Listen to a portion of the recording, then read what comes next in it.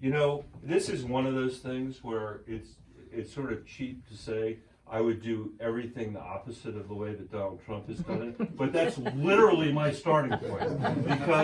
Because Trump, in this kind of psychotic view that he has to do everything the opposite of the way Barack Obama did it, which is that is his sort of governing philosophy. That's his governing philosophy.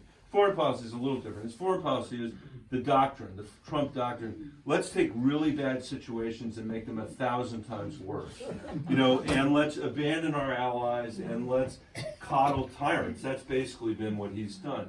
So and what's happened is on this whole, if Obama says the sun is rising, I'm gonna say the sun is setting. The problem for America is that because President Obama was actually a fairly conventional American foreign policy, he was part of what we talked about earlier, is American foreign policy. His rejection of Obama is a rejection of American foreign policy. 70 years of it. And the alliances that were built in the wake of the war that so interrupted my mother's life. And he has learned in his, Trump, of course, was for the Iraq War at the beginning, but now claims to be against it and talks about how he's against it. And instead of seeing the Iraq War as a colossal failure of ours and as a departure of our foreign policy, he views it as our foreign policy, and he's wrong about that. So he's completely learned the wrong lesson. So to be more precise about it in the Middle East, what he did in northern Syria the other day, after we fought for 5 years with the Kurds, we lost 6 people in 5 years, which is tragic. They lost 10,000 people. And we were quite successful about what we were trying to do with ISIS during that period of time. So to apply the Iraq lesson to that and pull the people out is exactly the opposite of what we should have done. On Iran, I voted for that bill in 2016 to support that deal, the Iran nuclear deal. And again, I don't know what's wrong with me, but I'm always the most vulnerable Democrat who's up. And I was in 16, at least for a while. And what the polling showed was that was the only vote I couldn't survive casting, because it would have been so much easier for me to vote against President Obama and be able to show independence on that and not have to worry about whether the Iranians cheated or did whatever. But it was the right thing to do, and so I voted that way. Well, by the time Trump got there, it wasn't a question anymore, because Iran was now more than a year from breaking out to a nuclear weapon. It had been 2 to 3 months when we voted for the Iran deal.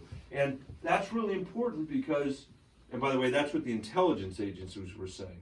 Not the Russian intelligence agency, but every other intelligence agency that you would hope that an American president would rely upon. And that's important because if you only have 2 to 3 months, there really is no way to mobilize your allies to think about how to stop that. If you've got a year, you have time, which kind of brings me to the final point, which is alliances, alliances, alliances, alliances. That's what we've got to do in the Middle East. That's what we've got to do to push back against Russia. That's what we have to do to push back against China in a responsible way, not the way Trump did it. And for us to provide leadership in the Palestinian-Israeli conflict so that at some point we actually can get to a place where there are 2 independent states in Israel living in that area, living in security. That is our position, a 2-state solution. And Trump has basically abandoned that as well. So this is one of the things that as a parent I'm most worried about, because I'm worried about so many things for our kids. But this stuff, last weekend, let's just take one weekend in Donald Trump's presidency. So last weekend, he spent the whole weekend sending out all kinds of crazy tweets, which doesn't make it any different than any other weekend. But I did say to some people on the Monday after that weekend, as I was meeting with some people in Chicago, and you could see all of the buildings in downtown Chicago from where we were, and I said, think about this. These are law firms and insurance companies and banks, and if anybody, any employee in any of these places had been tweeting out the stuff that Trump tweeted out this weekend, they'd be meeting with the HR department on Monday morning, and that HR department would say, if you don't stop, you're going to lose your job. And if the answer from the employee was, don't worry about it. I'm a stable genius, or I have unmatched wisdom. They'd be gone. But you know what? Because this guy is president of the United States, while he was spending the whole weekend watching cable television and tweeting stuff out, the Iranians were doubling the number of centrifuges they were using to enrich uranium because of Donald Trump's weakness in northern Syria, and because of his weakness when the Iranians attacked the Saudi oil fields not that long ago. And China was cutting a new trade deal with enough countries that if you added them all up, it's half of the GDP of the world. And we're not part of it. Mm-hmm. So that's the opportunity cost of having this guy in the White House. And that's one weekend. To say nothing of a guy who today managed to try to intimidate a witness in front of the entire American people. Yeah. I mean, this goes back to, I think you asked about the Ted Cruz thing, when people say, you know, are you tough enough to do? I'm not scared of this guy.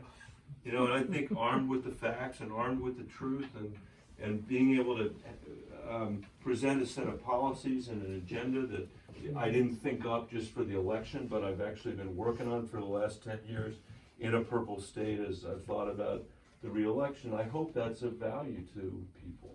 I don't know, we'll see. So thank you, it's an important question. Last question. All right.